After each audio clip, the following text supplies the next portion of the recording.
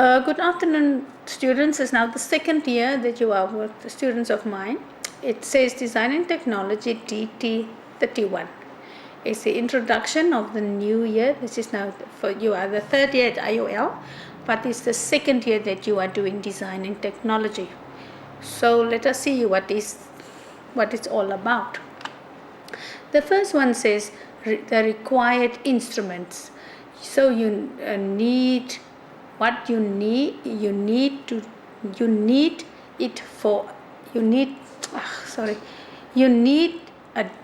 for every diagram. The only way to successfully or accurately illustrate is with proper tools. Now what do I mean by this? I mean, like you in the second year, I told you already, you need a proper mathematical set, but I see a lot of you still go in with just a pencil, an eraser and a ruler.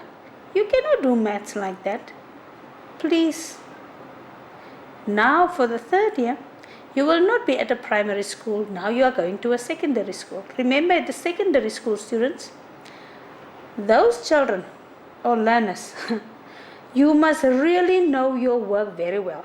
If you go out to a secondary school, those children will test you in every way. Remember, those big children are sitting with their cell phones. If you say something, they quickly Google it and they will challenge you. So make sure that you have your proper instruments and that you teach them how to use it properly. And sometimes you will find a student that know more than you do. But don't take it in a bad way. Just tell the child, I didn't know that. Can you see? All of us can learn. It doesn't matter how old or how young we are. You must always use a very positive tone with them. Then they will see, and although they will challenge you, you are not intimidated. Remember, you must stand your ground. Second one is inspect and maintain tools. Now this you did in the second year already. So I will just briefly go over this. It says inspect tools for any damage, prior hand tools to teach before you use them. And then the second one, you check the handle and the body casing of the tool for cracks or other damage. Now if you check all your tools, you must check your tools before your children comes into the class.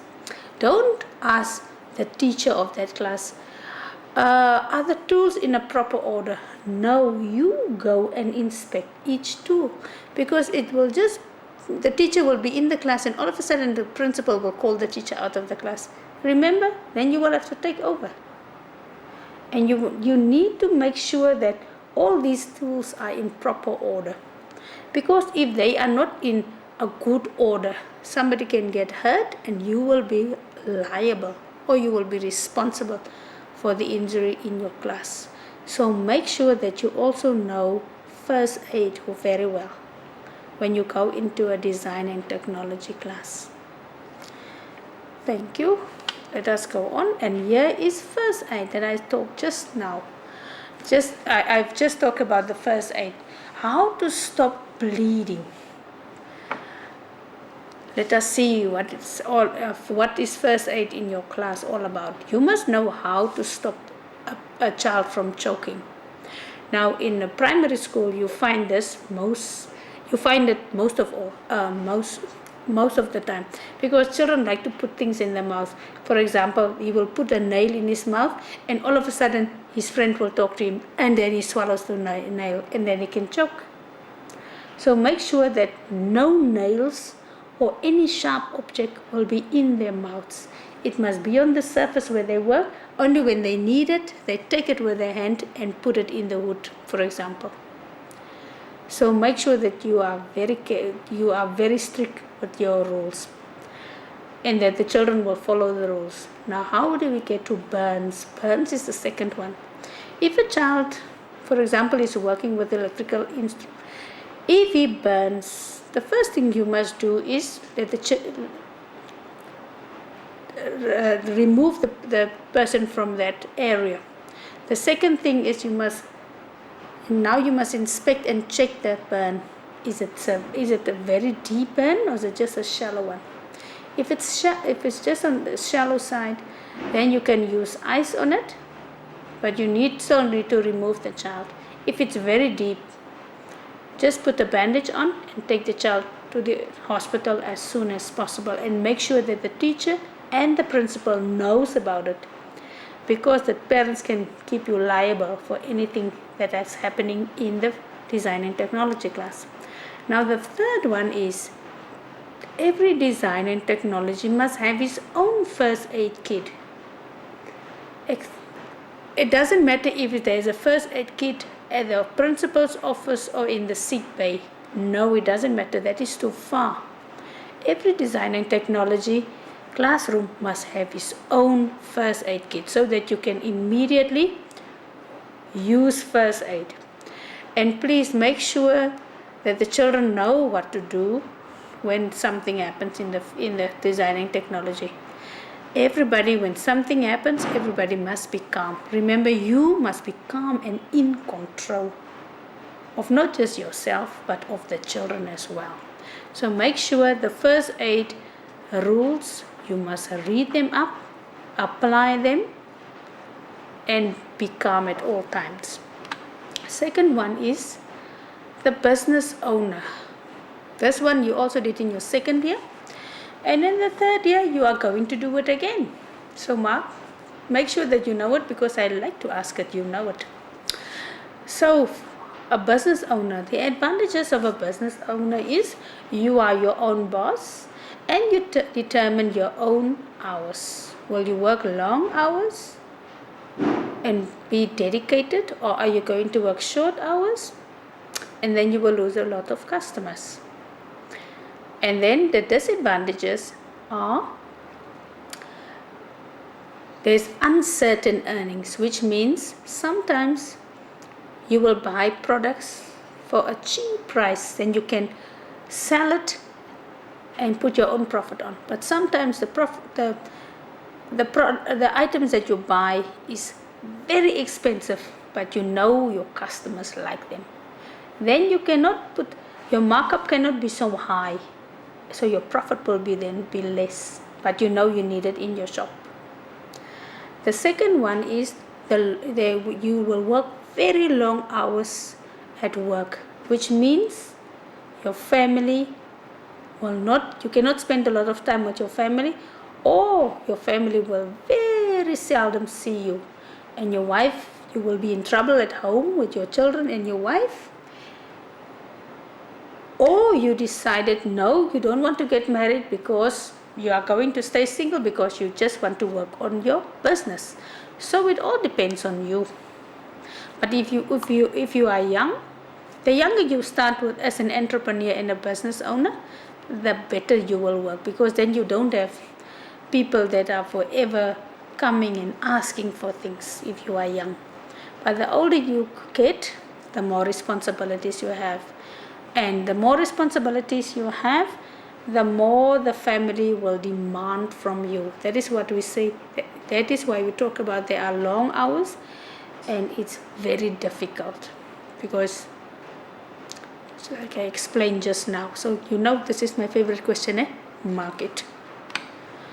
Then the features of plastic. Now last year we talked about wood. This year we are going to talk about plastic and other things. Now, why are the features of plastic so important? Number one is resistant to chemicals. Number two, it is low cost. Now when I mean low cost, just go to Chinatown. You will see most of the toys are made out of plastic, because they can take plastic and recycle it. And plastic is water resistant. Remember, when you buy toys for children, they like to leave their toys outside in the sun and in the rain. But nothing happens to the toy. The next day you just bring it into the house, wipe it off, and there the toy is. That is why I said plastic is something that is really low cost and it can be recycled, and it can also be water resistant. So that is why the Chinese people make a lot of money, and they can also sell it at very low cost. And we always think when we go to Chinatown, I can buy the whole Chinatown with the money that I have. But just imagine, if you think that, what does the Chinese think? Because you think you buy it for a low price, and they think, these people are very silly. We only pay this amount, and the profit is this amount that we make. So can you see why they use plastic? Plain and simple. So it is important. Market. Then the kinds of energy. This question you also had in the second year, and I'm going to ask it in the third year again. So market. Energy. I'm just going over things that you already know, but you must know them for this year also. So energy is when work is done, energy is transferred. Like I said, when you exercise and you burn fat or you sweat, then it's energy. Potential energy says, the word potential energy refers to stored energy that can be used or changed when needed. And the last one is kinetic energy. This is the energy associated with movement. Remember, when you push a trolley, when you push a car that is stuck, or you push a wheelbarrow, you use your arms, your legs, and your whole body, and with a strength you push it forward or backwards.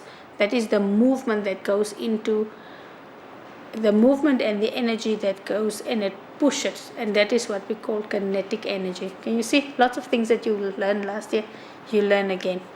But now the difference is, you are not going to a primary school when you do design and technology.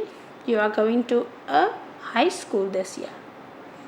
And like I said in the beginning, make sure that you know what you're talking about.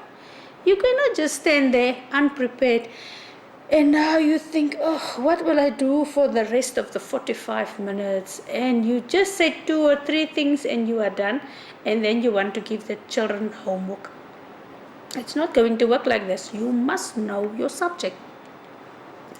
So please make sure that you are well prepared. Now we talk about safety precautions. Safety precautions is the same what you did last year and the second year. It says a teacher must demonstrate how to work with the tools. Remember, in your second year, you just show them how the tools work. But in the high school, in your third year, you are going to let them work with the tools, and you must just assist. So you need to know how each tool works in the design and technology. And like I said, you must inspect every tool and take all the broken tools out, remove them from the design and technology, and make sure that a professional is fixing it. Don't ask your friend or your neighbor just because you want to save money. Remember, children can get hurt, and teachers, principals, and parents will take you liable for that thing. So make sure that you are covered by inspecting your tools. The second one is never carry sharp tools in a pocket. You will see a child will just put a screwdriver in his pocket, then he will go from here to his friend. In the meantime, the screwdriver is making a hole in his pocket. It falls on the floor. Somebody else comes, it tips at the back on the handle of the screwdriver. The thing goes up, and there it goes into his foot. So be careful. Tell them you don't carry tools in your pockets, and you don't remove them from the table or the surface that you are working on. Number 3 is there must be a clear area before sewing wood. So which means whatever is on that table must be taken off. It must be clean. Everything must be taken off from the table. It must be safe before you sew the wood or before you work with the drill. And make sure that they wear a safety helmet, a safety goggles, or they wear safety clothes like an apron or a rubber apron or rubber shoes. Make sure that the children knows the rules before they go into a class, and make sure that children are not running around and chasing each other in a designing technology class where there are tools and heavy electrical tools where they can get hurt or shocked. So from the start, you must make sure that you have clear rules, you have strict rules, and that every child knows the rules and follow the rules and obey the rules. If they do not obey the rules, if they are running, you are not in the class, they are running up and down and something happens, then you must already tell them, I'm making the rules for your own safety. If I come in and you disobey the rules, you are going to get punished. They must know what the punishment is. They must also know what the consequences are. So if you are very strict from the start, they will not take chances because they know you will punish them, and it will be severely. So don't be strict today and tomorrow you are lenient. No, you must be consequent in what you teach them so that they can see you are serious with your subject and they can understand it's for their own safety that you are doing it. So this is the end of my presentation, and I pray that you will do well in the third term. Last year I was studying. This year I'm not studying, so you can call me, because last year I said call me between 4 and 5. Now you can call me between 2 and 8 o'clock in the evenings. And after that you must just send me a SMS to ask me if something is not clear, that you do not understand it well.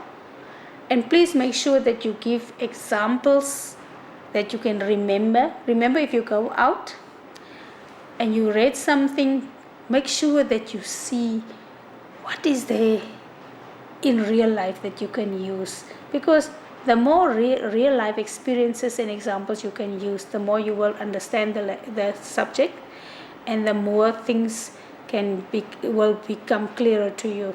Remember, children that do not understand a subject, they will also not like the teacher.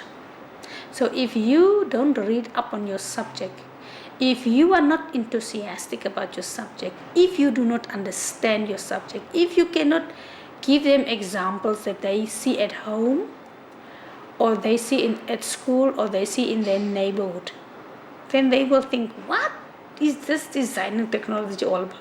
What can I even do with it when I get out of school, when I cannot find a job after matric? What can I do with it?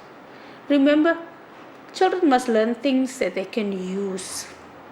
Children must make sense of the things that they read and that they learn, so that they can, because by making sense out of something, they will develop a love for their teacher. They will develop a love for the subject. They will see the sense into things.